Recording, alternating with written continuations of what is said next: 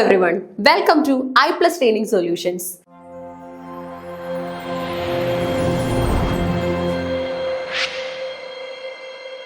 ഇന്നത്തെ ഈ വീഡിയോയിലൂടെ നമ്മൾ ചെയ്യുന്നത് 16 ഡേയ്സ് കൊണ്ട് എങ്ങനെ നമുക്ക് സെറ്റ് ഇംഗ്ലീഷ് പഠിച്ച് മനസ്സിലാക്കാം എന്നുള്ളതാണ്. ഓക്കെ, അതായത് ഇനി ഒരു 60 ദിവസം എക്സിസ്റ്റ് ചെയ്യുന്നുണ്ടെങ്കിൽ ആ ഒരു സമയത്തിനുള്ളിൽ എങ്ങനെ നമുക്ക് സെറ്റ് ഇംഗ്ലീഷിന്റെ സിലബസ് മുഴുവൻ പഠിച്ച് ഇത്തവണ തന്നെ സെറ്റ് ഇംഗ്ലീഷ് എന്ന യോഗ്യത നേടിയെടുക്കാം എന്നുള്ളതാണ് ഇന്ന് നമ്മൾ ഈ ഒരു വീഡിയോയിലൂടെ ചെക്ക് ചെയ്യാനായിട്ട് പോകുന്നത്. ഓക്കെ, അപ്പൊ നിങ്ങളൊക്കെ പ്രതീക്ഷിക്കുന്നത് പോലെ എങ്ങനെ ഏതൊക്കെ ദിവസം എത്ര ടോപ്പിക് വെച്ച് പഠിക്കണം, എങ്ങനെ റിവിഷൻ ചെയ്യണം, ഇതിനൊക്കെയുള്ള എല്ലാ ഉത്തരങ്ങളും നമ്മുടെ വീഡിയോയിൽ ഭാഗമായിട്ട് ഇന്ന് ഉണ്ടായിരിക്കും. ഓക്കെ, അപ്പൊ അതെ നമ്മുടെ സെറ്റ് ഇംഗ്ലീഷ് 2025 വേണ്ടിയുള്ള ഒരു പ്രിപ്പറേഷൻ. ഓക്കെ, 60 ദിവസമാണ് നമുക്ക് ലെഫ്റ്റ് ചെയ്യുന്നത്.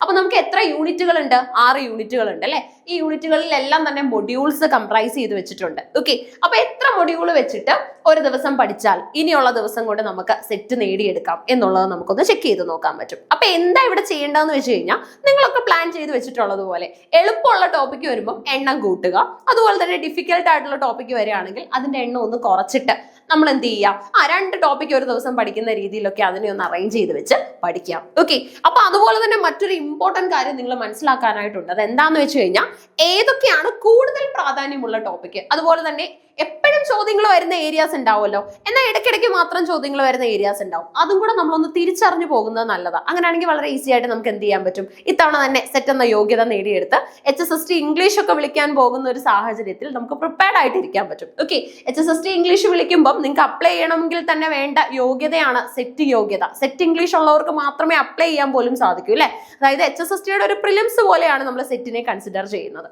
ഓക്കെ, അപ്പൊ ആ മുഖം ഒക്കെ നമുക്ക് ഇത്രയും മതിയല്ലോ. എന്താണ്, എങ്ങനെ പഠിക്കണം എന്നുള്ള കാര്യങ്ങളൊക്കെയാണ് നമ്മൾ ഇനി നോക്കാനായിട്ട് പോകുന്നത്. ചെക്ക് ചെയ്തേ, യൂണിറ്റ് 1 ആണ്. നമുക്ക് ഒരു 9 ദിവസം കൊണ്ട് ഒന്ന് പഠിച്ചെടുക്കുന്ന പോലെ ഒന്ന് ചിട്ടപ്പെടുത്തി നമുക്കൊന്ന് നോക്കാവേ.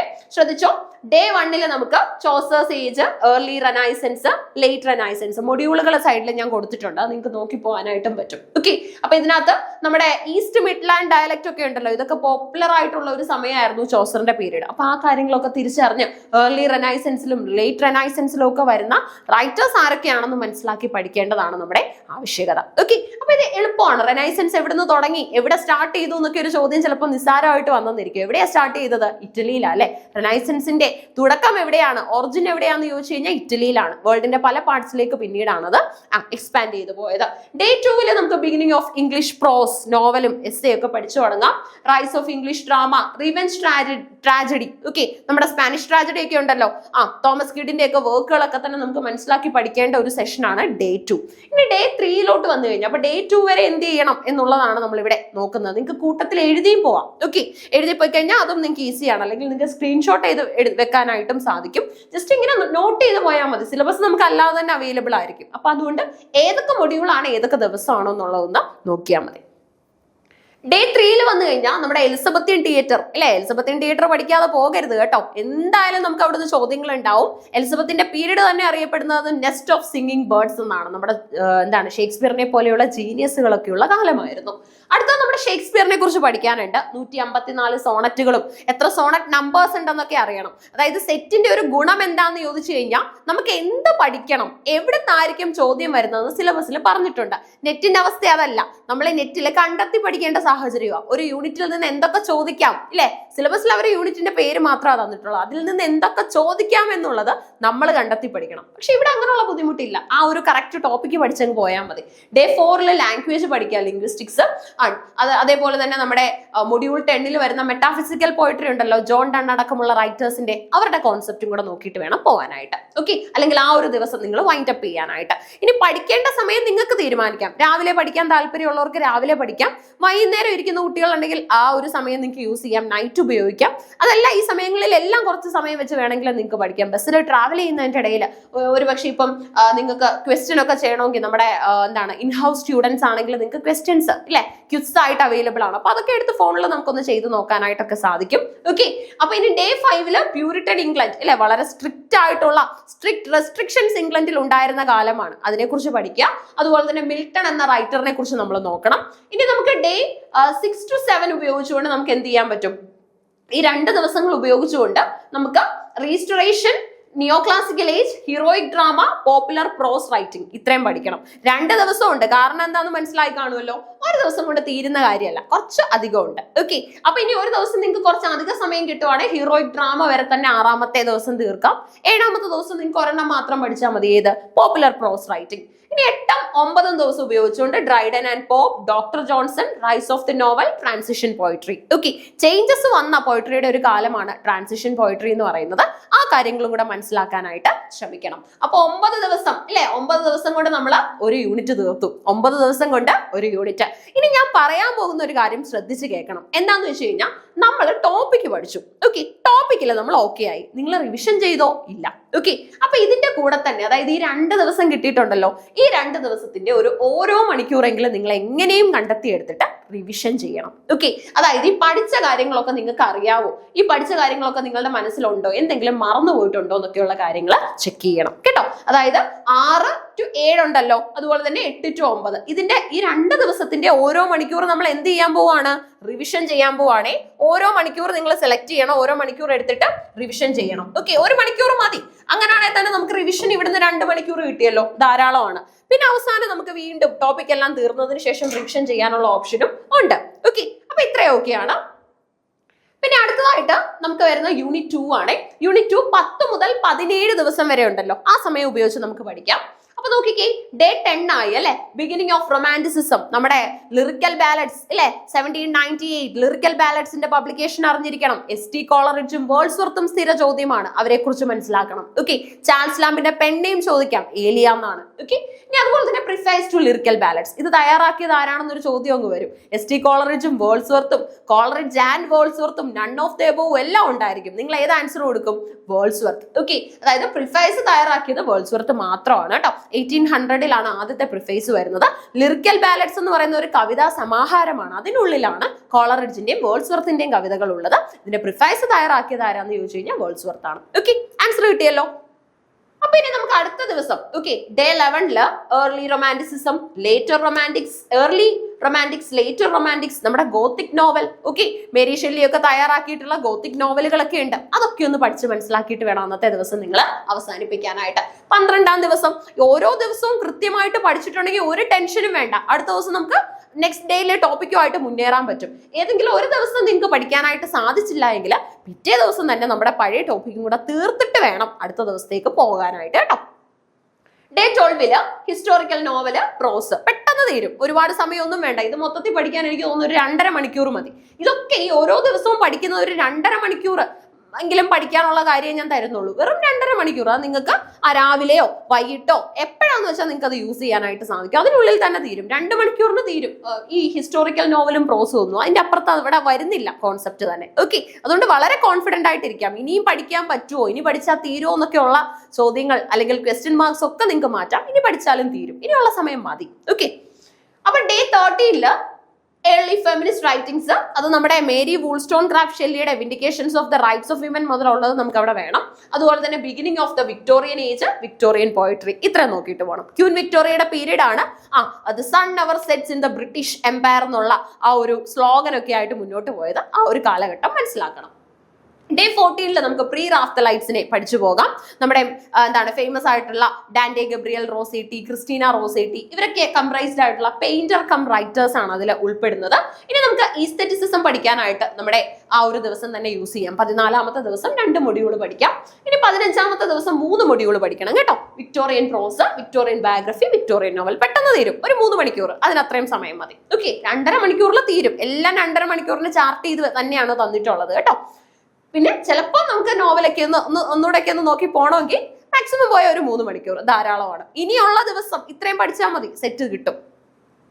അടുത്ത ഡേ 16 to 17 ഉപയോഗിക്കുകയാണ്. ഹാഡിയെ പഠിക്കണം. ഹാഡിയുടെ വെസെക്സ് നോവലുകളിൽ നിന്ന് ചോദ്യം എന്തായാലും വരും. അതുപോലെ തന്നെ വിക്ടോറിയൻ വിമൻ നോവലിസ്റ്റുകൾ, വിക്ടോറിയൻ ഡ്രാമ, ട്രാൻസിഷൻ നോക്കിയിട്ട് പോകണം. അതുപോലെ തന്നെ Victorian age and colonial enterprise. Okay, Victorian age and colonial enterprise, ഈ കാര്യം കൂടെ നമ്മൾ നോക്കണം. Hardy, Victorian women novelist, Victorian drama, transition, Victorian age and colonial enterprise. Okay, തീരും. അങ്ങനെ നോക്കി ഒരു 16 to 17 ഡേയ്സിൽ ആ ഒരു ഐഡിയ നമ്മൾ കംപ്ലീറ്റ് ചെയ്തു. ഇനി ഏത് യൂണിറ്റാ ഉള്ളത്? മൂന്നാമത്തെ യൂണിറ്റ് എന്ന് പറഞ്ഞാൽ 20th century and contemporary British literature. Okay, 20th century and contemporary British literature. നോക്കി 18 മുതൽ 26 വരെയുള്ള ദിവസങ്ങളുണ്ടല്ലോ, അത് നമ്മൾ ഇതിനായിട്ട് ഇങ്ങനെ എടുക്കുവാണേ. ശ്രദ്ധിച്ചോ, ഡേ 18 നമുക്ക് എഡ്വേർഡിയൻ പീരീഡ് ഉണ്ട്. എഡ്വേർഡിയൻ പീരീഡ് എന്ന് പറഞ്ഞാൽ നമ്മുടെ വിക്ടോറിയയുടെ മകനായ എഡ്വേർഡ് 7 ഇംഗ്ലണ്ട് ഭരിച്ച കാലമാണ് കേട്ടോ, എഡ്വേർഡിയൻ പീരീഡ്. അടുത്തത് വാർ പോയിറ്റ്സ് ആണ്. നമ്മുടെ വാർ പോയിട്രി ഉണ്ടല്ലോ, സിഗ്മണ്ട് ഫ്രൂയിഡും അതുപോലെ തന്നെ നമ്മുടെ സിഗ്ഫ്രഡ് സസൂണും അതുപോലെ തന്നെ നമ്മുടെ റൂപ്പർട്ട് ബ്രോക്കും ഒക്കെ അടങ്ങിയിട്ടുള്ള കാലം. അവരുടെ സമയമായ വാർ പോയിട്രി മനസ്സിലാക്കണം. പിങ്ക് പോയിറ്റ്സിനെ കുറിച്ച്, okay, Odean and his group, pink poetry, 30s poets, അവരെ കുറിച്ച് ഒന്ന് നോക്കുന്നത് നല്ലതാണ്. അടുത്ത ഡേ 19 ഉപയോഗിച്ചുകൊണ്ട് നമുക്ക് അവൻഗ്രേഡ് റൈറ്റിംഗ്സ്, പുതിയ ട്രെൻഡുകൾ മനസ്സിലാക്കാം. മോഡേണിസ്റ്റ് പോയിട്രി, നമ്മുടെ TS എലിയറ്റും ഒക്കെ അവിടെ ഇൻക്ലൂഡഡ് ആണ്. വിർജീനിയ വൂൾഫ് ഒക്കെ വരുന്നുണ്ട്. അതുപോലെ തന്നെ വേഴ്സ് ഡ്രാമയൊന്ന് മനസ്സിലാക്കണം. ഓക്കെ, എങ്ങനെയായിരിക്കണം വേഴ്സ് ഡ്രാമ എഴുതേണ്ടതെന്നൊക്കെയുള്ള കാര്യങ്ങൾ. അടുത്തതായിട്ട് നമുക്ക് ഡേ 20 to 21 നമ്മൾ യൂസ് ചെയ്യുകയാണെ. ഇത് ഓരോ ദിവസം എടുത്തോളൂ, ഇവിടെ 2 ദിവസം എടുക്കുന്നുണ്ട്. നമ്മുടെ world war second and it's after math ഉണ്ടല്ലോ, 1945 ആ ഒരു കാലഘട്ടമൊക്കെ വരുന്നുണ്ട്. ടെഡക്സിനെ കുറിച്ച് പഠിക്കാനുണ്ട്. അതുപോലെ തന്നെ നമ്മുടെ GK ചെസ്റ്റർട്ടണിന്റെ കുറച്ച് പ്രോസ് ഒക്കെ നോക്കിയിട്ട് പോകണം. ടെഡക്സിന്റെ പ്രത്യേകത ആനിമൽ ഇമേജറി ആണ് കൂടുതലായിട്ടും കൊണ്ടുവരാനായിട്ട് ശ്രമിച്ചിട്ടുള്ളത്. സിൽവിയ പ്ലാത്തിന്റെ ഹസ്ബൻഡ് ആണ്. ബർത്ത്ഡേ ലെറ്റേഴ്സ് എന്ന് പറയുന്ന ഒരു പുസ്തകം ടെഡഹക്സിന്റേതായിട്ടുണ്ട്. അതായത് സിൽവിയ പ്ലാത്തുമായിട്ടുള്ള ട്രബിൾസം ലൈഫിനെ കുറിച്ചുള്ള എക്സ്പീരിയൻസ് ആണ് അതിനകത്ത് ഷെയർ ചെയ്തിട്ടുള്ളത്. ഓക്കെ, അപ്പൊ അടുത്തത് day 22 to 23 20th century novel. അതുപോലെ തന്നെ നമ്മുടെ ആ ഒരു ഐഡിയയിൽ നമുക്ക് വരുന്ന early modernism, stream of consciousness ആരുടെയാണ്? വിർജീനിയ വൂൾഫും ജെയിംസ് ജോയ്സും ചേർന്ന് പോപ്പുലറൈസ് ചെയ്ത സ്ട്രീം ഓഫ് കോൺഷ്യസ്നസ് നമുക്ക് പോയിട്രിയിലും അതുപോലെ തന്നെ നോവലിലും ഒക്കെ ഇത് അപ്ലൈ ചെയ്യാൻ പറ്റും. മെയിൻ ക്യാരക്ടറിന്റെ മൈൻഡിൽ ഉണ്ടാവുന്ന എല്ലാ കോൺസെപ്റ്റുകളും ഒപ്പിയെടുത്തുകൊണ്ട് പഠിക്കുന്ന ഒരു രീതിയാണ് ഇവിടെ ഉള്ളത്. ഇനി അടുത്ത ഡിസ്റ്റോപ്പിയൻ ലിറ്ററേച്ചർ ഉണ്ട്. നമ്മുടെ ഉട്ടോപ്പിയന്റെ ഒരു ഓപ്പോസിറ്റ് ആണ്. ഡിസ്റ്റോപ്പിയൻ എന്ന് പറയുമ്പോൾ റിയൽ ലിറ്ററേച്ചറിനെ കുറിച്ചാണ് അവിടെ വരുന്നത്. ഓക്കെ ആണേ. അപ്പൊ 23 ദിവസം എടുത്തുള്ളൂ. നമ്മൾ 24ാമത്തെ ദിവസം നമുക്കുണ്ട്. അവിടെ നമുക്ക് പോസ്റ്റ് വാർ ഫിക്ഷൻ ഇല്ലേ, യുദ്ധത്തിന് ശേഷമുള്ള ഫിക്ഷൻ, ട്രോമ ലിറ്ററേച്ചർ ഒക്കെ വരുന്നത് അവിടെയാണ്. യുദ്ധം എന്ന് പറയുമ്പോൾ യുദ്ധത്തിന് അവസാനം നമ്മൾ സമാധാനം പ്രതീക്ഷിക്കും, പക്ഷെ പിന്നീടുള്ള കുറച്ച് നാളും കൂടെ നമുക്ക് അതിന്റെ ട്രോമ ഉണ്ടായിരിക്കും ഇല്ലേ. ആ ഒരു യുദ്ധത്തിൻ്റെതായിട്ടുള്ള ബുദ്ധിമുട്ടുകളും അതിന്റെ ആ ഒരു ആശങ്കകളും ഒക്കെ തന്നെ നമ്മുടെ മനസ്സിൽ ഉണ്ടായിരിക്കും. ഇനി നമുക്ക് ഡേ 24 തന്നെ നമ്മുടെ മൊഡ്യൂൾ 15 ഡ്രാമയും കൂടെ നോക്കാൻ പറ്റും. ഡേ 25 എത്തിയിട്ടുണ്ട്. 25 ദിവസം എത്തിയപ്പോൾ നമ്മുടെ മൊഡ്യൂൾ 16 വന്നു കേട്ടോ, ഐറിഷ് ഡ്രാമാറ്റിക് മൂവ്മെന്റ്. ഓക്കെ, അതുപോലെ തന്നെ നമ്മുടെ ഐറിഷ് ലിറ്ററി റിവൈവലിനെ കുറിച്ചും കൂടെ ഒക്കെ ഒന്ന് അവിടെ നോക്കേണ്ടത് വേണം. അതുപോലെ തന്നെ post war drama, theatre of the absorbed ഉണ്ടല്ലോ, സാമുവൽ ബെക്കറ്റിന്റെ വെയിറ്റിംഗ് ഫോർ ഗോദോ ഒക്കെ അതിനുള്ള എക്സാമ്പിൾ ആണ്. ആ കാര്യങ്ങളും കൂടെ നോക്കിയിട്ട് മുന്നോട്ട് പോവുക. ഇനി ഡേ 26 നിങ്ങൾക്ക് recent trends in British writing പെട്ടെന്ന് നോക്കിപ്പോകാൻ പറ്റും. വലിയതായിട്ടൊന്നും അവിടെ വരുന്നില്ല. അതുപോലെ തന്നെ നമ്മുടെ ഇമിഗ്രന്റ് റൈറ്റിംഗ് ഉണ്ടല്ലോ, അതിനെക്കുറിച്ചും കൂടെ നിങ്ങൾക്ക് അവിടെ തന്നെ കംപ്ലീറ്റ് ചെയ്യാനായിട്ട് സാധിക്കും. അപ്പൊ നോക്കിക്കേ, നമ്മൾ 26 ദിവസം കൊണ്ട് നമ്മുടെ യൂണിറ്റ് 3 തീർത്തു. ഓക്കെ, ഇനി ഏത് യൂണിറ്റാ ഉള്ളത്? യൂണിറ്റ് 4 ആണ് അല്ലെ. യൂണിറ്റ് 4 നോക്കിക്കേ, American, Indian and new literatures in English ആണ്. American, Indian and new literatures in English day 27 നമ്മൾ എടുക്കുകയാണ്. അപ്പൊ 27 മുതൽ 35 ദിവസം വരെയാണ് നമ്മൾ ഇതിന് പ്ലാൻ ചെയ്തിട്ടുള്ളത്. കൃത്യമായിട്ടുള്ള ആ ഒരു പ്ലാനിങ് നമുക്ക് ഉണ്ടായിരിക്കണം കേട്ടോ. ഞാൻ ഓൾറെഡി നിങ്ങളോട് പറഞ്ഞു സെറ്റ് കിട്ടുമെന്ന്. സെറ്റ് കിട്ടുമെന്നുള്ള വാക്ക് ഞാൻ തരുമ്പം നിങ്ങൾ കൂടെ ഓർക്കേണ്ട കാര്യമുണ്ട്, ഈ പാറ്റേൺ ഇതുപോലെ ഫോളോ ചെയ്യണം. അല്ലാതെ 60 ദിവസത്തിന്റെ സ്റ്റഡി പ്ലാൻ വീണ്ടും നിങ്ങൾ ചുരുക്കാൻ തുടങ്ങി കഴിഞ്ഞാൽ ബുദ്ധിമുട്ടായിരിക്കും. ഓക്കെ, അപ്പൊ നിങ്ങൾ എത്രയും പെട്ടെന്ന് പഠിച്ചു തുടങ്ങുക. ഓക്കെ, അതായത് ഇതുവരെ പഠിച്ചു തുടങ്ങാത്തവരുണ്ടെങ്കിൽ അല്ലെങ്കിൽ പഠിച്ചുകൊണ്ടേ ഇരിക്കുന്നവരുണ്ടെങ്കിൽ സ്പീഡ് കൂട്ടുക. ഓക്കെ, എന്നിട്ട് നമ്മുടെ വീഡിയോ കാണുന്നുണ്ടെങ്കിൽ നിങ്ങൾ എന്ത് ചെയ്യുക, ഈ ഒരു പാറ്റേണും കൂടെ ഒക്കെ നിങ്ങളുടെ പഠനത്തിനൊന്ന് ഉപയോഗിച്ച് നോക്കുക. ഉറപ്പായിട്ട് നിങ്ങൾക്ക് സഹായം ഉണ്ടായിരിക്കും. ഓക്കെ, അപ്പൊ day 27 to 35 American, Indian and new literatures in English. Okay, അപ്പൊ നമുക്ക് 27 ഡേയിൽ പിൽഗ്രിം ഫാദേഴ്സിനെ കുറിച്ച് കുറച്ച് ലീഡർ ഫിഗേഴ്സിനെ കുറിച്ച് നോക്കാനുണ്ട്. അതുപോലെ തന്നെ 19th and 20th century American poetry എല്ലാം ഒന്നുമില്ല, ഏറ്റവും ഇമ്പോർട്ടന്റ് ആയിട്ടുള്ള കുറച്ചേ നിങ്ങൾക്ക് തന്നിട്ടുള്ളൂ, അതൊന്ന് നോക്കി വിട്ടേക്കാം. അതുപോലെ തന്നെ നമ്മുടെ റോബർട്ട് ഫ്രോസ്റ്റിനെ കുറിച്ച് പഠിക്കാൻ പറഞ്ഞിട്ടുണ്ട്, അതുകൊണ്ട് അത് നോക്കിയിട്ട് വേണം കേട്ടോ. ഫ്രോസ്റ്റിന്റെ വളരെ നല്ല കവിതകളൊക്കെ നിങ്ങൾക്ക് ഓർമ്മ വരുന്നുണ്ടാവും, അതൊക്കെ ഒന്ന് നോക്കി അതിന്റെ ഇയർ ഓഫ് പബ്ലിക്കേഷൻ ഒക്കെ ഒന്ന് നോക്കി പോവുക. ഇനി ഡേ 28 നമുക്ക് 19th century അമേരിക്കൻ നോവല് അതുപോലെ തന്നെ 20th century അമേരിക്കൻ നോവൽ രണ്ടും ഒരു ദിവസം തീരും, പേടിക്കാൻ പേടിക്കാനൊന്നുമില്ല, കുറച്ചേ ഉള്ളൂ. അതുപോലെ തന്നെ നമ്മുടെ ഹാർലം റെനൈസൻസും അമേരിക്കൻ ഡ്രാമയും നമ്മൾ അവിടെയാണ് നോക്കുന്നത്. ഹാർലം റെനൈസൻസും അമേരിക്കൻ ഡ്രാമയും. ഡേ 29 ഉപയോഗിച്ച് നമുക്ക് beginning of Indian poetry in English നോക്കാം. അതുപോലെ തന്നെ നമ്മുടെ ഇന്ത്യൻ ഇംഗ്ലീഷ് പോയിട്രി ടുഡേ, ഇന്നത്തെ കറന്റ് ഡെവലപ്മെന്റ്സ് ട്രെൻഡുകൾ വരെ നമുക്ക് നോക്കി പോകാനായിട്ട് പറ്റും. ഡേ 30 നമുക്ക് Indian English novel early phase നോക്കാം. അതുപോലെ തന്നെ ഇന്ത്യൻ ഇംഗ്ലീഷ് നോവൽ ടുഡേ എന്നുള്ള ഒരു പോയിന്റിൽ, അതായത് കണ്ടംപററി ലിറ്ററേച്ചർ നോക്കണം. അതുപോലെ തന്നെ ഇന്ത്യൻ ഇംഗ്ലീഷ് ഡ്രാമ ഉണ്ട് കേട്ടോ. നമ്മുടെ ഗിരീഷ് കർണാടക തയ്യാറാക്കി വെച്ചിട്ടുള്ള, മഹേഷ് ദത്താണിയൊക്കെ തയ്യാറാക്കി വെച്ചിട്ടുള്ള ഏറ്റവും മികച്ച ഡ്രാമാസ് ഒന്ന് നോക്കിയിട്ട് പോവുക. ഓക്കെ, അപ്പം നമ്മുടെ early phase Tudor drama. Okay, Indian literature ആയതുകൊണ്ട് തന്നെ ഒരു പ്രത്യേക താല്പര്യത്തോടു കൂടി അതിനെ പഠിക്കാനായിട്ട് നമുക്ക് സാധിക്കും. ഇനി day 31 African literature and colonialism ആണ്. ഏറ്റവും കൂടുതൽ സഫർ ചെയ്യേണ്ടത് വന്നവരാണ് ആഫ്രിക്കൻസ്, അവരുടെ ലിറ്ററേച്ചറാണ് നോക്കുന്നത്. അതുപോലെ തന്നെ African literature and post colonialism കൂടെ. ഓക്കെ, കൊളോണിയലിസം സമയത്ത് എങ്ങനെയാണ്, പോസ്റ്റ് കൊളോണിയലിസത്തിലേക്ക് വന്നപ്പോൾ എങ്ങനെയാണ് എന്നുള്ള കാര്യം ചെക്ക് ചെയ്യണം. ഡേ 32 നമുക്ക് കരീബിയൻ ഇന്റലക്ച്വൽ ട്രഡീഷൻ ഉണ്ട്, അതുപോലെ തന്നെ കരീബിയൻ ലിറ്റററി ട്രഡീഷൻ ഉണ്ട്. രണ്ടും കൂടെ ഒരു 1.5 മണിക്കൂർ പഠിച്ചാൽ തീരുന്ന ടോപ്പിക്കാണ്. ഡേ 33 കനേഡിയൻ ലിറ്ററേച്ചറും അതുപോലെ തന്നെ കനേഡിയൻ ലിറ്ററേച്ചറിന്റെ ഐഡിയാസും വരുന്നുണ്ട് കേട്ടോ. അതാണ് 2 വട്ടം അത് പ്രൊവൈഡ് ചെയ്തിട്ടുള്ളത്, അത് നോക്കിയിട്ട് പോകണം. ഇനി ഡേ 34 to 35 ഉപയോഗിച്ചോ നമ്മുടെ ഓസ്ട്രേലിയൻ ലിറ്റററി ഹിസ്റ്ററി, പാട്രിക് വൈറ്റിനെ കുറിച്ച്, അതുപോലെ തന്നെ നമ്മുടെ സൗത്ത് ഏഷ്യൻ ലിറ്ററേച്ചറിനെ കുറിച്ച് എല്ലാം കൂടെ ഒരു 2 മണിക്കൂർ അതിൽ തീരും. ഓക്കെ, അതൊന്ന് നോക്കിയേക്കണം. ഇനി നമുക്ക് യൂണിറ്റ് 5 എത്തണം അല്ലെ. അപ്പൊ യൂണിറ്റ് 4 എങ്ങനെയാ തീർത്തേന്ന് മനസ്സിലായോ? നമ്മുടെ 27 മുതൽ 35 വരെയുള്ള ദിവസങ്ങളാണ് അതിനുവേണ്ടി ഉപയോഗിച്ചത്. അപ്പൊ അങ്ങനെ 35 ദിവസം കൊണ്ട് തന്നെ നമുക്ക് കൃത്യമായിട്ടുള്ള പ്ലാനിങ്ങിൽ പോയാൽ അത് തീർന്നു കിട്ടും. ഓക്കെ, അപ്പൊ ഇനി നമുക്ക് 5ാമത്തെ യൂണിറ്റ് വേണം. അപ്പൊ ഇനിയുള്ളതെന്ന് പറഞ്ഞാൽ അതാട്ടെ, നമുക്ക് കുറച്ചും കൂടെ നമ്മൾ ഒന്ന് ഫോക്കസ് കൊടുക്കേണ്ടതാണ്. കാരണം ലിംഗ്വിസ്റ്റിക്സ് ആണ്. ഓക്കെ, കഥയും കവിതകളും ഒക്കെ നമ്മളെ വിട്ടുപോവാണ് 4ാമത്തെ യൂണിറ്റോടുകൂടി. നമുക്ക് 5ാമത്തെ യൂണിറ്റ് വരുമ്പോൾ ലിംഗ്വിസ്റ്റിക്സ് ആണ്. അപ്പൊ അതുകൊണ്ട് തന്നെ കുറച്ചും കൂടെ ഒന്ന് ഫോക്കസ് കൊടുക്കുക. ഭയക്കാനൊന്നുമില്ല, കുറച്ചും കൂടെ ഫോക്കസ് കൊടുക്കുക, അത്രേ ഉള്ളൂ. ഓക്കെ, അപ്പൊ യൂണിറ്റ് 5 ആണ് നമുക്ക് വരുന്നത്. നോക്കിക്കോ, അതിന്റെ പേര് വരുന്നത് history and structure of English and English language teaching എന്നാണ്. Okay, history and structure of English and English language teaching. Day 36 നിങ്ങൾ the sound system of English തീർത്തിരിക്കണം. Okay, sound system of English, മോർഫീംസും ഫോണീംസും ഒക്കെ നോക്കണം. അടുത്തത് നമ്മുടെ ഇംഗ്ലീഷ് ഫോണോളജി ഉണ്ടല്ലോ, അതുകൂടെ അന്ന് തീർക്കണം. ഇനി അടുത്തത് ഇംഗ്ലീഷ് മോർഫോളജി ഉണ്ടല്ലോ, അതും നമുക്ക് അന്ന് തീർക്കാൻ പറ്റും. സൗണ്ടിന്റെ ഏറ്റവും ചെറിയ യൂണിറ്റിനെയാണ് നമ്മൾ ഫോണീം എന്ന് വിളിക്കുന്നത്. അതുപോലെ തന്നെ വേർഡിന്റെ ഏറ്റവും ചെറിയ യൂണിറ്റിനെ നമുക്ക് മോർഫീം എന്ന് വിളിക്കാൻ പറ്റും. ആ ഒരു കാര്യങ്ങളൊക്കെ ഒന്ന് മനസ്സിലാക്കി ബേസ് ഒക്കെ ഒന്ന് അറിഞ്ഞു പോവുക. ഇനി അടുത്തത് നമ്മുടെ ഡേ 37 എടുത്തോ, സെമാൻറ്റിക്സ് പഠിക്കാം. ഓക്കെ, സ്റ്റഡി ഓഫ് മീനിങ്സിനെയാണ് സെമാൻറ്റിക്സ് എന്ന് പറയുന്നത്. അത്രയും മാത്രമല്ല, അതിന്റെ ഉള്ളിലേക്കുള്ള കാര്യങ്ങളൊക്കെ ഒന്ന് പഠിച്ചു പോവുക. അതുപോലെ തന്നെ Indo European family of languages ഉണ്ടല്ലോ, ഇംഗ്ലീഷ് അടക്കമുള്ള ലാംഗ്വേജുകൾ കംപ്രൈസ്ഡ് ആയിട്ടുള്ള വലിയൊരു ലാംഗ്വേജിന്റെ തറവാട് എന്ന് നമ്മൾ വിശേഷിപ്പിക്കുന്നത് ആ ഒരു പിക്ചർ നിങ്ങൾക്ക് കിട്ടും. ഒരു ഫാമിലി ചാർട്ട് പോലെ നമുക്കത് കിട്ടും. അതൊന്ന് നോക്കിയാൽ തന്നെ കാര്യം ക്ലിയർ ആവും. ഒരു 1/2 മണിക്കൂറാവുന്ന ജസ്റ്റ് ഒന്ന് നോക്കേണ്ട ആവശ്യമേ വരുന്നുള്ളൂ. നമ്മുടെ Indo European family of languages വരും. അവിടെ ഒത്തിരി ചോദ്യമൊന്നും വരത്തില്ല, മാക്സിമം പോയ ഒരു ചോദ്യമാണ് നമ്മൾ പ്രതീക്ഷിക്കുന്നത്. ചോദിക്കാത്ത വർഷങ്ങളും ഉണ്ട്.